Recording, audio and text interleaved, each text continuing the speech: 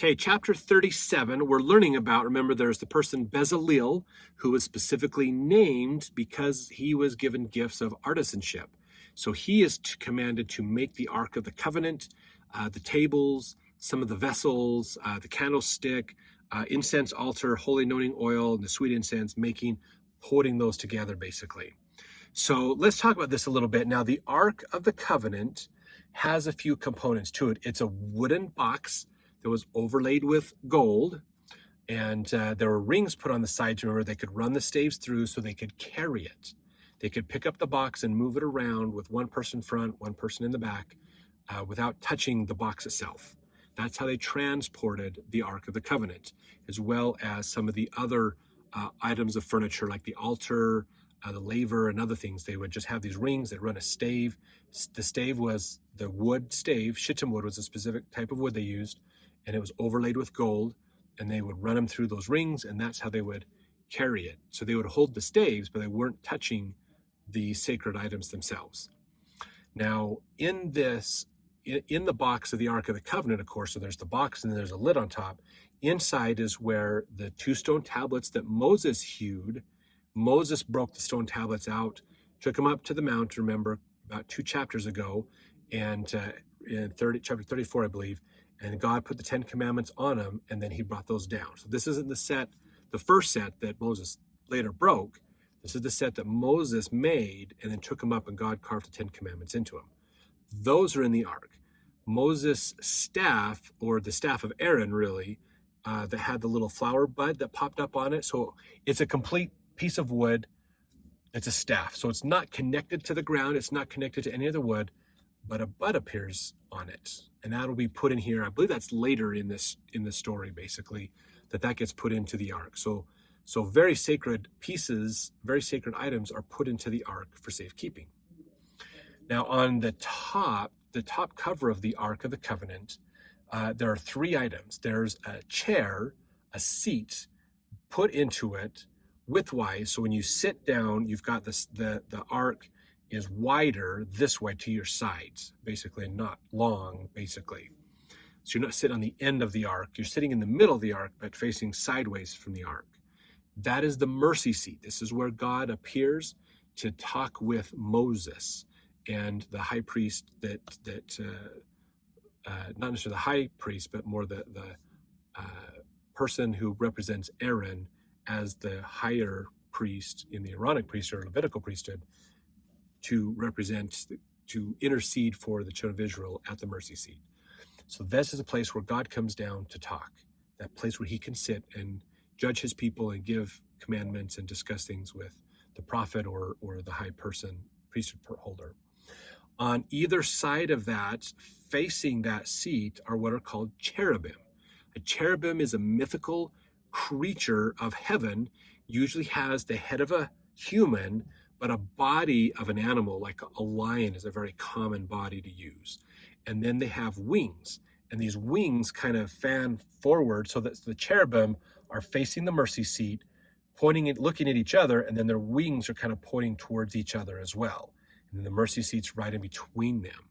So these are like the cherubims, the animals or the guards that God has, mythical creatures of heaven that God uses for guards. You know, if you remember in Adam and Eve's story, let cherubim and the flaming sword be placed to guard the way of the tree of life. So Adam and Eve couldn't partake of the tree of life and live forever in their sins. That was a protection. So this is a heavenly animal or being of some type that is used to offer protection.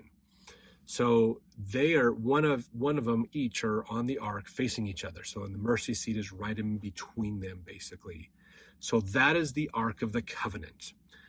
Where is the ark today? We do know where it is, but we're going to talk about that more, because the ark is a very important thing that is used a lot. We'll see this come up a lot in the stories as we move forward. In fact, there's a different nation that fights against Israel, steals their ark, steals the Ark of the Covenant, takes it back to their temples for their gods, and dramatically regrets what they did. They can't wait to give it back to the children of Israel. So that's going to be a fun story to tell, and that definitely adds to the mysticism and the legends of this famous Ark of the Covenant. If you remember in the first Indiana Jones movie, Indiana Raiders of the Lost Ark, this is what they're going after, is this very Ark of the Covenant that Bezalel is making in this chapter 37. So there's a lot of mysticism around this ark. Where is it? Where could it be? So it does basically disappear from the record at some point. And so there's a lot of speculation as to where it is. So as we get closer into that, tell the rest of the story of the ark, get into that section, we'll try to spend a little bit of time talking about some of the speculation around where the ark is, and then we'll tell you where it really is. And that'll be fun. So stay tuned for that. That's coming a little ways down the line. So that's where the mercy seat, the cherubims, the whole Ark of the Covenant is.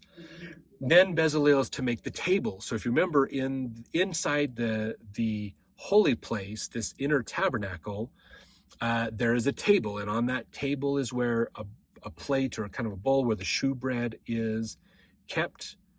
Remember, there's always to be fresh shewbread in there. And then there's another table with a candlestick on it for the lights that are supposed to be on all the time. And then there's the altar of incense. So it's a little kind of an altar table looking thing that's set up as well, where incense is burned on that. It's kind of a smaller version of the main altar that's outside in the Tabernacle of Congregations. But it's used not for burnt offerings, but offering incense. And Aaron is supposed to go in there twice a day to make sure there's shewbread, the candles are lit, and the incense is being burned, and there's the oils, the scented oils and things are in there as well. So Bezalel is tasked with building all of this, building the candlesticks, building the tables, building a little shewbread plates in the holder. There's a bowl for the oils and things. He's tasked with helping to put the oil together, because remember, there are several different herbs and spices that were to be infused into the oil to give a sweet incense, and those were to be placed in there for to burn and to smell, have a sweet smell before the veil of the Holy of Holies, basically. So this is what Bezalel is spending his time doing as an artisan, is building all of this stuff and helping to put all this together for the tabernacle, basically for this portable temple. So in the next chapter, we're going to learn about some of the other things that are being built also.